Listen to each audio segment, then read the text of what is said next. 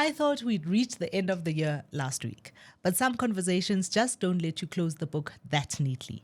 If you watch State of the Nation, you know Mike Sham spends his time asking uncomfortable questions without theatrics and without illusions. So, for the final show of 2025, this isn't about hot takes. It's about whether this year has stripped away illusion and whether what's left makes us cynical or simply clear-eyed about the state of our nation. I'm so happy to have you here. So happy to be. I really am. And I promise I'm coming to the State of the Nation. Fantastic. After the State of the Nation next year. Perfect. But here we are, 18 months into what, at the time, everybody said seismic, shift in the tectonic plates that make up our democracy. Are you more hopeful or more cynical in the past 18 months? I'm both. Way. Both. I'm more hopeful because for the first time since in the preceding 30 years, we've got the country speaking to each other. Whereas if you go roughly from the time Thabo Mbeki sort of put up his wall, where he wouldn't hear anybody else but Thabo Mbeki, subsequent to that, you've got two parts of the country that just weren't speaking to each other. So it's a good thing that they're speaking to each other. But I'm not sure that everybody has accepted the new reality. For example, I really don't think that there is a political party out there of the significant players that understand how those tectonic plates have shifted. They think they can put them back together again, and they can't. So that either gets put together better than what they were before or a lot worse. So I'm very hopeful because we are not making as many bad decisions as before.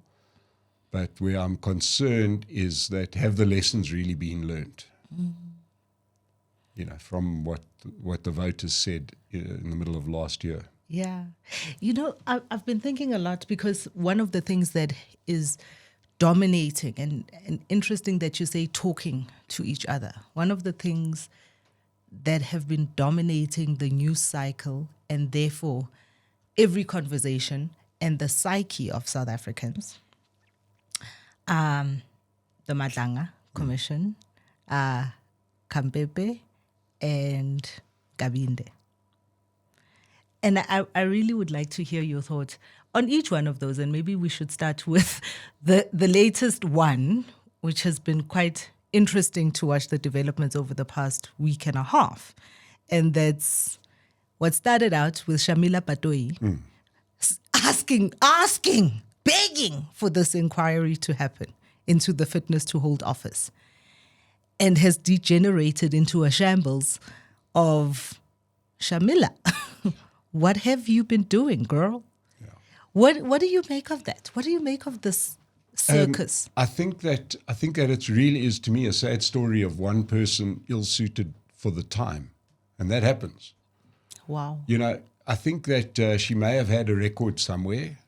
I actually first became aware of her when she was a prosecution of the Anti-Cronje scandal, right, all those years ago, and she was great and feisty, and we were all, those that remembered her great performance then. And then she went overseas, and you'd imagine she did quite well. And because she went to The Hague. She went to The Hague, and we, even though we couldn't overly track her progress there, you would have thought she would have come back and really been the person for the moment. Instead, she turned into a sniveling crybaby with no stomach for the fight. And I think the problem was that she didn't know she was in a fight. And there's nothing worse than somebody who's in a fight but they don't know it. And she just seems to have no mechanism to deal with the fight, because I think she's been used to being in environments where somebody in a position like hers was supported, not actively undermined by her superior. Do you think she was undermined? Do you think Cyril was not on her side, so he appointed her and then not wanting her to do anything? And I do sort of my sort of basis for saying that is that Cyril Ramaphosa, since he became president, has done nothing to enhance the criminal justice system that was hollowed out by Jacob Zuma. He has done nothing to hold anybody to account that was found guilty of anything. The only person he ever fired was Andrew Whitfield, and that was hardly a crime. But some of those other criminals that are sitting there, people like David Mahlobo and Mameloko Kubai has got a big question to answer. No, it's Mameloko Kubai? No, not Kubai. It's Okay. Nchiveni. Kubutsa Nchiveni's got a very, very serious case to answer. There is no question about it. Then you get to something like Thembi Simelane, which is almost an open and shut case, and he still can't act. So I'm saying this is hardly a president that's committed to justice. So I would hardly imagine that he's sitting behind saying, go Shamila, arrest people, when he won't even, where he appoints those people. And I mean, as I've been watching it, my cards on the table was never convinced that she was going to do anything interesting or spectacular, because I don't think it's why she was appointed. But watching particularly what even became an adversarial exchange with her and an advocate and Ngugatobi, there has been almost a gutting open of exactly how inept she has been. Yeah. And how sad and resigned she looks and behaves. Sad. Yeah. I thought she was You know what I mean? It just looks like somebody who wants very arrogant on that stand. very arrogant, but she really does look like someone who wants to just leave the room. Yeah. Well, she did. And she did. So, it's the first brave thing I've ever seen her do, was actually just walking out of the room in the way she did it.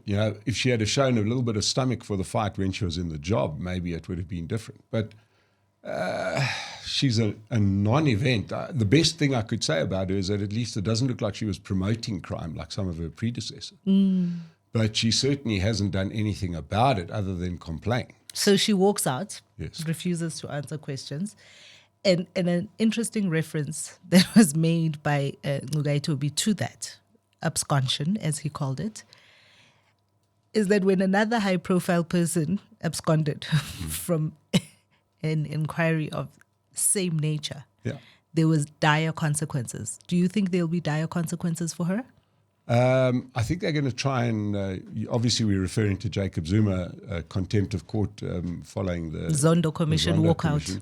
And there's absolute similarities. I mean, I could not believe what I saw. I really, I'm not the person who's easily shocked, but for her to say, sorry, I've got to go and get legal advice, I'm just not coming back. And everybody sort of imploring her, saying, you just can't do that, was quite odd. But there's got to be repercussions. But this is not a repercussions country, is it? Well, I was going to ask you about that. If you think that South Africans experience these processes as some form of clarity or airing out of what has happened towards hopefully holding someone accountable, or they just see it as entertainment and are on to the next commission when it comes? Yeah, I think the latter. I think we've South Africans need to be re-educated just as a whole. Nobody's going to burn down anything because Shamila Batoy gets arrested or whatever happens. So there's no real theatre in this other than this particular moment. And I can't help thinking that all that comes of this is we just say, please, God, let her go. She's going in a month's time or so. Let her go. Let Menzi Simelane replace her. That is a joke. Everybody who's listening, Menzi Simelane could be he's the guy responsible for gutting the criminal justice system, and the ANC he's the puts him reason we're forward here. as one of the potential successors to Shamila Batoy. And so I'm also, you talk about theatrics and the theatre and drama of it all. Another commission that today or tomorrow, I think, will have its interim report. Yes. We're now used to the reports, Madlanga Commission, which started with quite a lot of theatrics with that very dramatic press conference by the KZN Police Commissioner, General Nhlanhla Mkhwanazi. And what we have heard during the course of the 3 months that they have sat and listened to testimony has been astounding for me, really. And I think I understand how gutted our criminal justice system has been, but I don't think I had quite as clear an indication of what kind of criminality has been going on there. And then to watch the theater of the Senzo Mkhunu, of the, coming and going. Do you think as South Africans, we're okay? So then the report comes out, nothing happens. Senzo is still in the NEC. He's on fully paid special leave. I call him the Minister of Netflix. Because what else is he doing? What do you think? Because we spoke about cynicism. Besides outrage, what should South Africans be thinking, saying, doing at this point to hold some kind of somebody accountable in one way or another? Look, I think in South Africa we've become so used to lowering our expectations when it comes to the state acting in our interests, because remember, we pay for this lot. But we have no expectations of them doing the right thing. What concerns me about the commissions, especially the Madlanga Commission, well, the parliamentary is kind of similar, but there's some different dynamics involved. Well, and the fact that they just very quickly now, we're going to do this thing because there's a commission coming. To be doing something, yeah. What worries me was this real focus on minor, in the scheme of things, criminality. And I'm not trying to minimize because people have died, people's lives have been destroyed, etc. But that kind of like flat out focus on the mess that is Ekurhuleni, brought to us by, let's not forget the EFF's role. They are in cahoots with the ANC and Ekurhuleni, and we must call out the parties, much like Johannesburg. We must call out the Patriotic Alliance for being in cahoots with what's going on in Johannesburg. But they were very quick to get onto every detail in Ekurhuleni, which says to me, hang on a second, what is going to happen here is this massive inquiry and Julius Mkhwanazi, the bad Mkhwanazi, going to jail, right? But not Mashazi. Is he going to go to jail? Oh, yeah, he'll go to jail because nobody likes him. He's not anybody's mate. He's not friends with the president.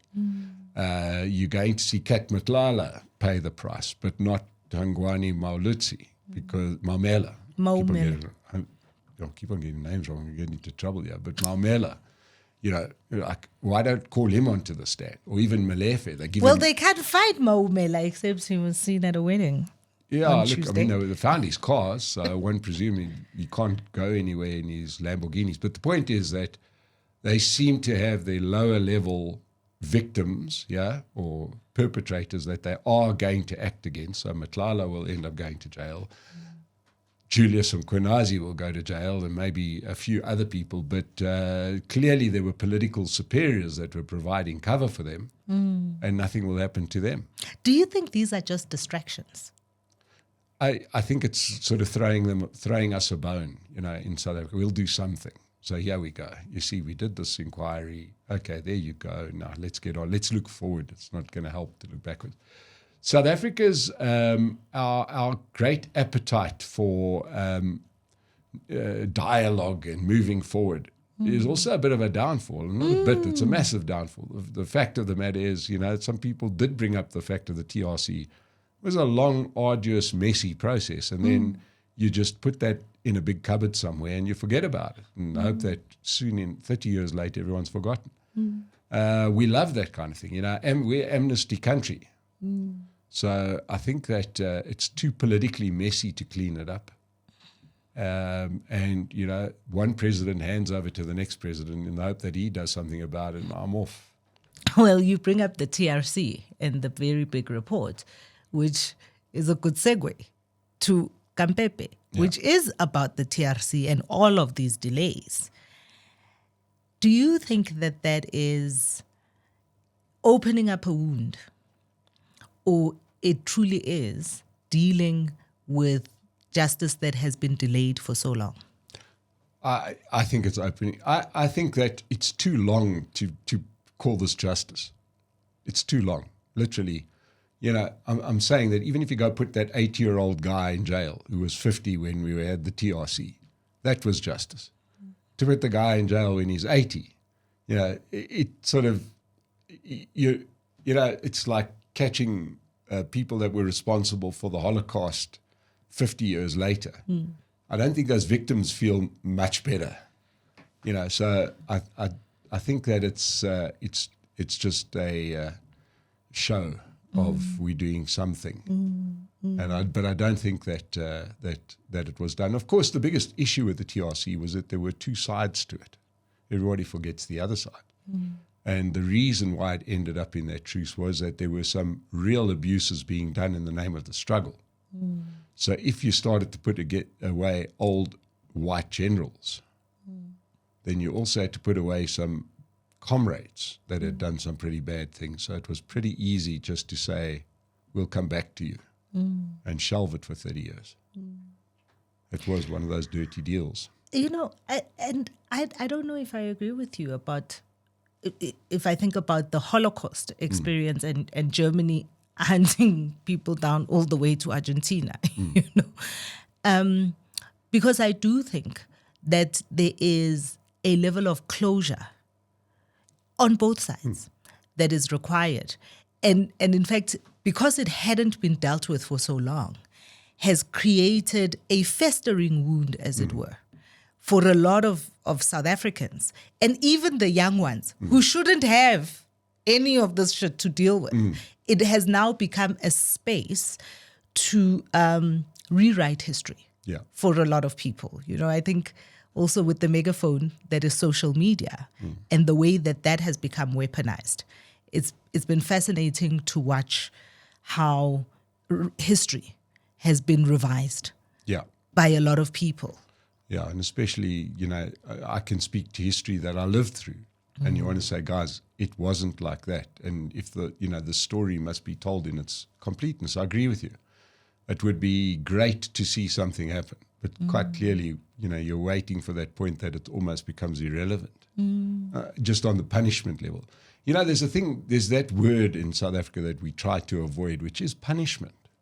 And I say that because it's like I was reading something where somebody said the other day that with regards to the Tembisa Hospital, this was our great sage, Aaron Motswaledi, shame, God help us, but where he was saying, we're going to recover 90% of the money that was stolen from Tembisa Hospital. To me, that's one part of what needs to happen. But the bigger part is people must go to jail. They must be punished. Why don't we talk about it as coldly as that? Because paying the money back won't necessarily stop the next person, but perhaps somebody in jail might stop the next person. And all the theatrics of an SIU and all its preservation orders, I'm always very fascinated at the SIU. I mean, you talk about Hangwani Maumela, who is somewhere in the ether, and all of that theatrics of the cars, of the kids' toys, of all of that, but no real consequence. Punishment. I like the word punishment. I can't help but feel that what is lost in all of this theatrical conversation, all of these commissions, all of this crazy news cycle after news cycle, and wild revelations, that the thing we are not concentrating on enough, which is why I asked if these are just a distraction, is the real problems of our economy not growing, of unemployment, which is degenerated now to hunger, and malnutrition in children in schools, and what that means for a government or administration, the seventh administration that is constituted by this grand coalition of the DA, and the ANC and all the rats and mice, as Justice said on the show a week ago. Do you think Cyril Ramaphosa has very cleverly played a political long game that we did not see coming, and he's about to be the first ANC president after Nelson Mandela to finish his term? Yeah, maybe he does. And, one of those things, I'm so loath to give credit to people that win the game, right? Let's just say, at the cost of the country. I mean, I think that history or some greater judge will look at somebody like Cyril Ramaphosa a lot less favorably than what he's thinking. I'm not impressed by somebody that spends the whole time working out how to steal money out of your bank account. I listened to that MKMP say to Matlala, "You dress so wonderfully. Please tell young children how they could become as famous and as popular and as rich as you." Like, come on, understand what you're dealing with here. And I think that Cyril Ramaphosa's presidency has to be remembered as an abject failure. I don't think he's been smart that he's managed to keep himself in power. Good for you. One person wins, 60 million lose. I'm not a fan of that. And we must stop thinking that he's won. We must stop sort of treating him like a winner. He's not a winner. He's the ultimate loser. He's been objectively bad as a president with all of those things you said, with sky-high unemployment, with an economy that doesn't grow, with further division in the country. Like, what have you won? I'm very, in the game you're playing, which is, only 50 people in Parliament are interested in your game. Good for you. So I really have got very little interest in trying to make him out to be any kind of Svengali, some kind of political mastermind. He is just another failed African leader. That's how he must be remembered. And in many ways he must be remembered worse than some of those African leaders because they had less to squander. He had a proper economy that he took over. His road was clear as to how you could make this grow, how this could be a better country for everybody, especially the poor who by definition would benefit the most, right? So this sort of banging on the drum about BEE and so on, like, big deal. How's that going to help the guy, begging at the traffic lights? He's not getting a job tomorrow. Your mate may get 25% of some white company. How's that going to help the country? So I think we've got to see him, must treat him with the contempt that he deserves, his presidency. Do you think he's being enabled then by all the parties that have played along to this game? By joining the government of national unity and staying in power. I think that, you've got to say compared to what? There's a lot of people, and I do know Moletsi Mbeki, I interviewed him, and he was sort of like saying, they're being propped up by the DA, which is true. But what were those options at the time? This goes back to the TRC thing with the apartheid atrocities. At the time, you needed to not make this into roots of a civil war or a problem. So we kind of get that part right, but then we take it too far, So where we sit right now, I'm going to stick by it was the best of the bad options available. Right? I wanted this to be a reflective conversation on the year that we've had as South Africans and the political landscape of South Africa. And we cannot not have a conversation. You spoke about a widening divide between people in this country. A very clear strategy and communication to the rest of South Africa about a new form, a newly reconstituted form of Afrikaner nationalism in the form of Solidariteit and AfriForum. What do you think is happening there? What is going on with those guys? I think that soon enough, you know, you always have to. You were talking about, we were having a fun discussion beforehand, and you mentioned off ramps. Mm-hmm. I think you've got to give people off ramps, otherwise, you know, to difficult situations. Mm-hmm. And I think the constant victimization of, especially sort of, well, white South Africans, but Afrikaners in particular, is not useful. These are, you know, you eventually lead people to doing stupid things because you've left them no mechanism here. So what's the mechanism for an Afrikaner in South Africa? Can he just be a South African? Well, apparently not. So you kind of want to say... wait, apparently? How so? How are they not allowed to just be? Because let's take the issue of what is being said with something and what is being heard. This is a thing that I'm very... My boat that I'm on at the moment, right, is... if you take some of the transformative legislation, BEE, employment equity, etc., what you're saying is that what it says on the box is that this is to, you know, to help the country be more inclusive, blah, blah, blah. What's being heard by white South Africans is you are not South African enough. You are only truly South African if you're a black South African. Right? That's really what it's saying. You can't start and keep your business, but Phumi can start and keep her business. I'm so glad you started that by what is being said and what is being heard, because on paper, when you look at the growing difference between who is rich and who is poor, when you look at earnings across the races, when you look at who per capita has in the new South Africa benefited more Afrikaner billionaires created in the new South Africa than black ones. Okay. More access, even down to a workplace salary. White men in this country still earn almost 3 times as much as a black man and 5 times as much as a black woman.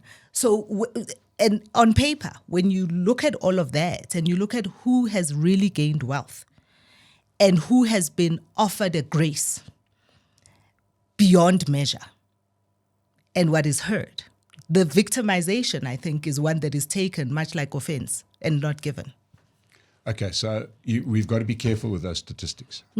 So why? In South Africa, we use some very, very bad statistics to suit all of our points. Being a smaller part of the population. Of course. Right, and being well established in business. And then we're going to get on to my favorite issue, which is the structure of the economy. Lends itself to those that have got shares in those big companies becoming billionaires, which you pump that into the averages of the white population will distort the number upwards. So all of these earning things, we take 10 people, but one of them happens to be a billionaire and we put in our shitty 9 salaries and you divide it by 10, is going to be higher. So I'm saying that is just a magic of maths, if you know what I mean, right? So absolutely understood, okay. But also by absolute numbers. Yeah, but hang on a sec. Then you've got black earnings with 50% unemployment, which is, I'm going to get to this part in a second, which is largely black, almost solely black, which means that you're going to drag down those average salaries. So that's where those statistics start becoming very dangerous because we're not comparing like with like, okay? And now we have driven, what is the option for a white person in South Africa? What are the options? Can they go into government? Not when last I checked. Okay, the only government... Can they or do they? Can they? Of course they can. Technically they can. Are they? I'm saying it's yeah. The can versus do, the may Are you versus saying do. if I went and applied to be Johannesburg City manager, we've seen it with appointments to Constitutional Court, etc., the space within the public sector has narrowed dramatically, right? to the point that eventually you start saying it's just not worth even pursuing that route. We know about, and I mean, don't believe me, believe Cyril Ramaphosa. He said it the other day when he said, right? I don't believe Cyril Ramaphosa as far as I no, could that's throw fine. him But ever. I'm saying, what are the percentages of whites in the public sector? It's minute. Okay, right? But that's As fine. they are in the population group too. Yes, but so 10%. what I'm saying, okay, but now let's understand now, put your white hat on. Imagine you're one of the Wayans brothers and you're making a movie where you put on the white skin, right? So now you can't get into the public sector. You can't really get into the corporate sector unless you happen to be old and on the board. So if you go into the pick and pay, you're not going to see too many white people working in the store. Maybe in management, which then, so what I'm saying is that what are you left with? You're left with starting your own business, right? Which in a country that desperately needs goods and services, and you understand how economics works, there's a good chance you'll do quite well out of it. So now the numbers get distorted more.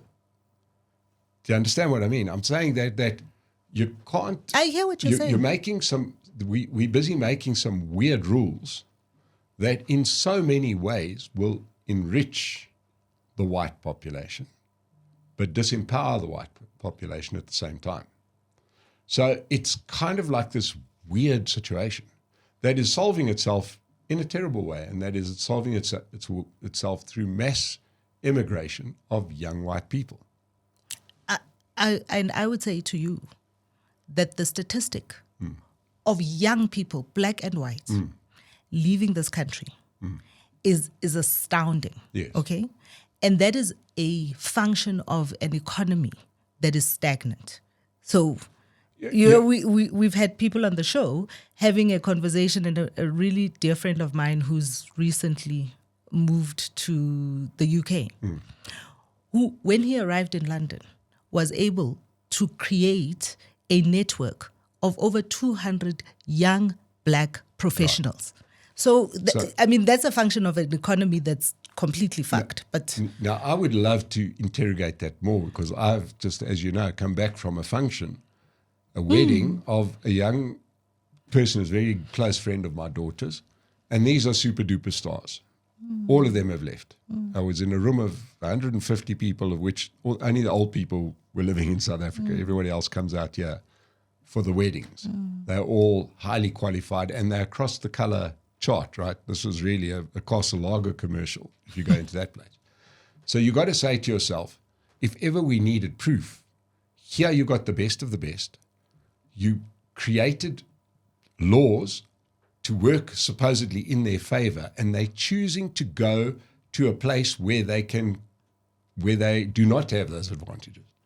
Therefore, you've got to say to yourself, well, does that advantage help when our best people are going to places where they don't have that advantage? So clearly it's another, to me, probably the biggest talking point that we are not talking about within some of our crazy business legislation. No, and you mentioned Moeletsi Mbeki, who's very vocal about why there needs to be a change to a lot of this legislation. But I do want us to circle back to where we started and the off-ramp for this impression that has been created in the minds of a very small part of our country that has distorted what this country is and is about for the rest of the world. Yeah, I would like to say that we've got to get onto the G20 at some point. I think that, to me, what have they said that is factually incorrect? They weren't the ones that spoke about the genocide. In fact, you have the bizarre, disgusting spectacle of our president sitting in the White House, right? They say that again, please. They were not the ones to speak about being slaughtered in this country. They were the ones talking about murder rates that then got turned into a genocide, okay? But let's go back to the White House. Which are words spoken by their spokespeople. Their spokespeople on all their platforms is that there is a genocide against white people in this country.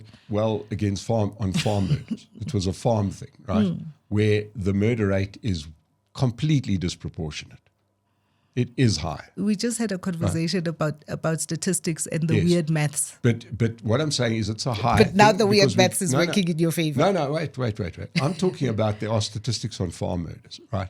So, and they have been particularly brutal and particularly newsworthy, and it makes for some very graphic discussion. And right? quite interesting when the work is done Yes. of following up on the motives and the perpetrators. It is also quite interesting that the motives and the perpetrators are not always black people. Yeah. And yet that part of the conversation is not being talked about. But I do want Who to are hear those about perpetrators well, girlfriends, husbands, Yeah. wives, family members. This Right. is So then the president goes, he's in the White House. He says, we do not have a genocide against white people, which I agree with, right? Because the numbers don't bear it out. But he says, but we're killing everybody. That's really what's the situation. So, sorry, I get to walk out of here with my head held high because we're just not prepared to get crime under control. In a way, quite proud of the fact that we've got a crazy crime statistic, right? That he seems to endorse by telling the president that we're not targeting anyone, we're just killing everybody, especially women. The woman, this poor woman from Kasatu gets up and says, oh, do you think that's bad? You must see what we're doing to grannies in the township. And it becomes this festival of disgusting facts saying, this is really bad. It should be a point of shame to the country that anybody gets killed. It's a point of shame. It's not a number crunching exercise. So it's a point of shame to me. So, to me, once again, to try and find this AfriForum stalking horse problem and to even debate it isn't the issue. It's not going to help at all. And then along comes Donald Trump, and that needs some discussion here. But the point is that let AfriForum do whatever they're going to do, and when they are lying, are we really going to say that the lie is the number of farmers killed? Is that really what we're going to say? When the president has said, and the commissions have said, we've got out of control crime. Surely that's the issue. So what do you think the off-ramp for a fire that is now completely out of control of AfriForum and Solidarity that has become a distraction to the national agenda? I don't think it's become a distraction. I think it's become, and I'm not in support at all. I've, to be fair, never had them on my show, and I have no real interest in having them on my show. I think it's put a spotlight on what we do so badly in South Africa. So it's, to my mind, I view it almost as a positive, not because I agree with them, but because it's time that all South Africans face up to the failings of our representatives, who we pay, right? Whether the numbers are slightly more on farms, whether it's whites, whether it's blacks, who cares? Well, I mean, not who cares, not who cares. That's not the point. The point is that this is not a point of pride. This is what is standing in the way of the development of this country, right? To defend it by saying, oh, they shouldn't have said farm murders. That's not the point. Yeah, it is like saying, if we go back to crime, who cares that it's in Ekurhuleni? No, it doesn't. This is a crisis, and deal with it as such. So that's what I believe. So, the fact of the matter is that what has happened over the last year, especially with the advent of Donald Trump, who I'm not a fan. I was on your show the last time. I got roundly lashed by everybody that says, not another person who doesn't like Donald Trump. Not me. No, not you, but I think it was a co-host of yours at the time and many other comments. But the point is that I don't really mind. But the thing is that he picked this up. He picked up stompies, as we like to say in South Africa, ran with the farm murder thing, which I think that there's another factor at play, and we'll get on to that in a second. But the real issue is that it's time for South Africans to face up to our failings. Much like you and I have to do every day every time you examine your business or you examine this, you say, look, this is what we're doing right, but this is what we're doing wrong. And in South Africa, we have And I think that the AfriForum issue is being played by our government to try and distract from them not doing their work. It's their job to keep people safe. They have meant to have the monopoly on violence, the state, right? By definition, that's what they do. They meant to have... Well, if we listen to what's come out of Malanga, they have no control over anything. So it's their failing. This isn't AfriForum's fault that they have failed as a state, No, absolutely. as a government. So that's why I'm saying I'm half ambivalent to the AfriForum thing. I'm almost in support of the fact of somebody raising the alarm out there. Because then we go to something like the G20, which to me was one of my high points of the year. Really? Yes. How so? Because a big light was shone on the failings of South Africa and we deserve to get kicked out. For too long, we've surfed this Rainbow Nation stuff while not delivering, right? It's time for South Africa to become a serious country or not, right? And we are not going to be a serious... We've got to be very careful. Those nice messages sent by European leaders, right? Oh, what a great event. Those guys, that's like me saying, hello, how are you? Do I really care how you are? I've just said hello. It's just become part of the end of the sentence, if you know what I mean. With these guys saying, oh, what a great thing, we really like you. What are they saying in private? Macron sent a message to say, what a wonderful G20. He went straight on his plane and said, you know what, we need to cut down the size of the G20. Right? So I'm saying that we mustn't be fooled by, and we have been fooled for 30 years by everybody smiling and being nice to South Africa while the country was taking every wrong turn.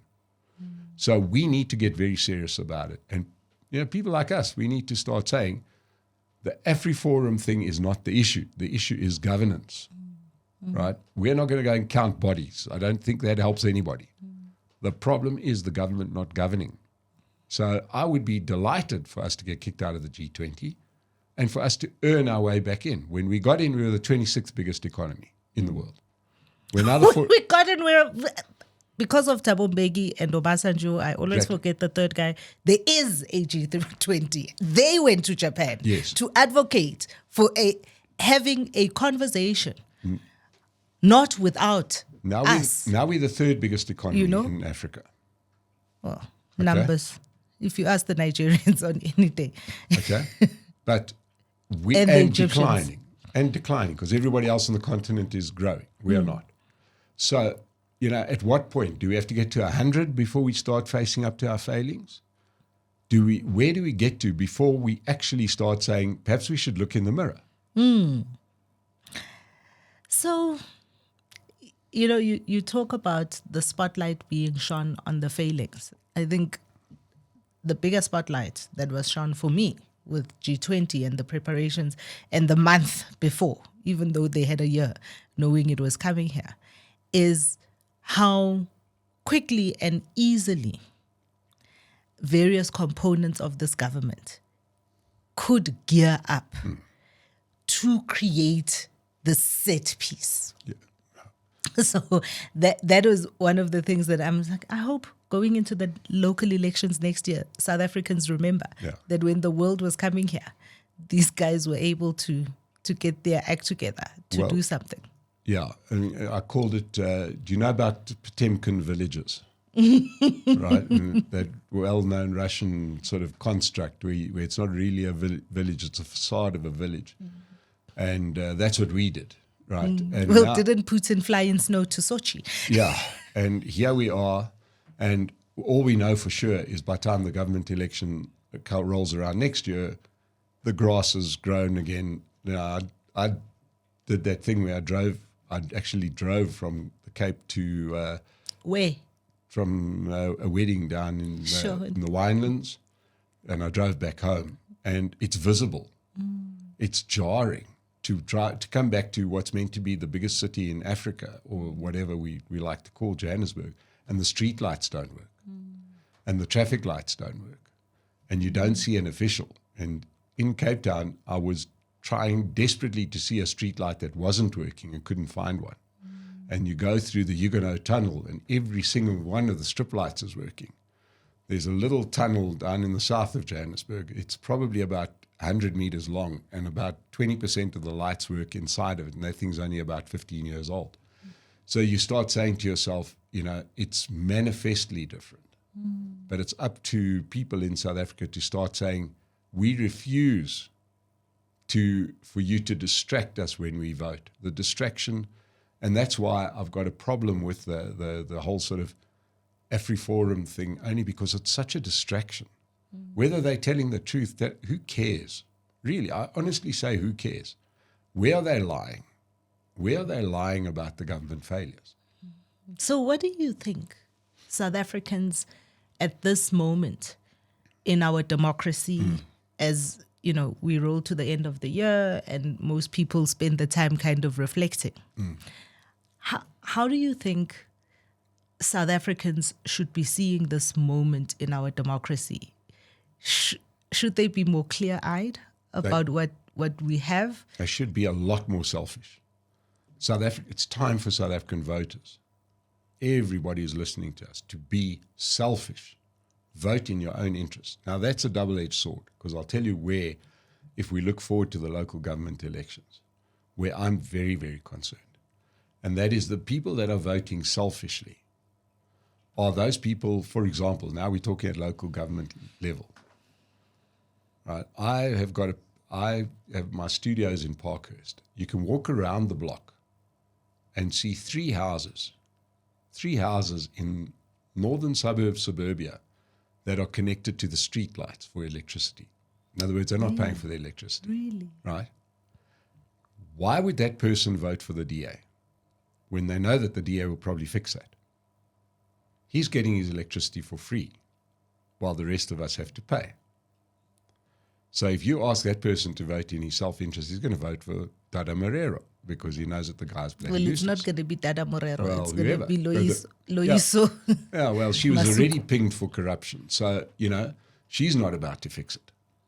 So, we're getting perilously close to that desperately concerning words called failed state, where people who have got the money won't pay for services, where there's no repercussion for the action, where we don't answer the question, we answer it with another example. So, for example, we don't answer the AfriForum claims with a real action on murder. We answer it by saying, no, they lied about one statistic. Understand what I mean? I'm saying that this is the thing that drives me mental, is that we continue to allow ourselves to be distracted. And it's just going to mean that the country will do the worst of everything. We're not going to have a revolution. We're just going to wither away. We're just going to go and become less and less of a force in the world. We'll get kicked out of the G20, and then we'll get kicked out of there, and we'll become a bit part player. Unless South Africans decide to face up to the truth, to not say, I'll use the 2017, this is what's currently happening. The 2017 land audit is still the number that's being used for land ownership in South Africa. They're using that by saying in there, 71% of commercial farms are owned by whites. So they say 71% of the land in South Africa is owned by farms. Now, that's of commercial farmers. That doesn't include any traditional land. That doesn't include any government-owned land. So you end up with this great headline, whites own 71% of the land, when it's not the reality, right? It's of that category. And it's 8-year-old data. So back to what's said and what's heard. Yes. At the risk of going down a rabbit hole, am very fascinated about the houses in your block that are connected to the street lamps. What about the community around those people? So these people are your neighbors. And, all the communities have WhatsApp groups that are very happy to say, BM walking down the street, send cap, right? What kind of role do you see for a community forum in holding those people accountable, because it's part of your direct world? Is it possible? I think we're getting I think it should be done. I think we're getting very close to a tipping point, right? Very close to the tipping point where those very people that you are, let's say, calling out are also responsible for a whole lot of other things that the government should be doing, that we are paying for already. We're paying for rates. We're paying for electricity. We're paying for the Potemkin village. We're paying for all these commissions. And you get to the point where you say, listen, Phumi, if you are doing something and you are scoring X and you are not paying your fair share, good for you, girl. Right? We're getting perilously close. I think it's been like that already in the poorer areas. It's certainly like that, and now it's just infecting upwards. And the government has to, at some point, stop. And, you've got to say that the media has got to play a role, because the argument isn't about AfriForum. By having that argument, they are throwing you off what you should be moaning about, what you should be investigating, is the fact that they are just not doing their job, that people aren't safe. You're not safe in your house behind how many security things and a company that you can't say you're safe, right? That you can't stop at a traffic light without being accosted by potential dangers or at least a beggar. You've paid to not live in that world. So, we've got to get to the point where we don't allow ourselves to be distracted by these sideshows, because they're throwing, it's bread and circuses. There was a famous, the Romans invented bread and circuses because it worked.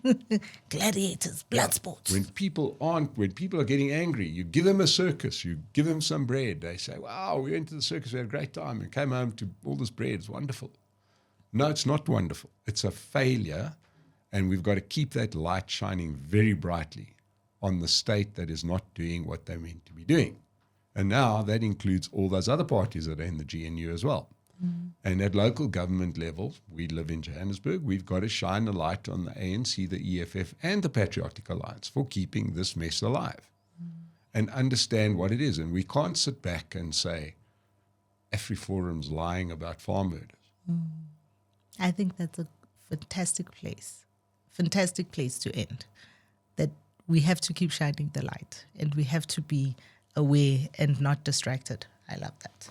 Not distracted by the bread and circus. Yeah. Thank you, Mike Sham. Thank you for Phumi. coming out this late in the year. No, it's my but I pleasure. think this is an important conversation that had to be had. Yeah. Thank you Perfect. so And much. Next year we'll discuss Johannesburg or the local government elections, because boy, that is going to be fun and games. I'm ready for all the people to announce who their mayoral candidates are, and then I will come on State of the Nation to pick it apart. Fantastic.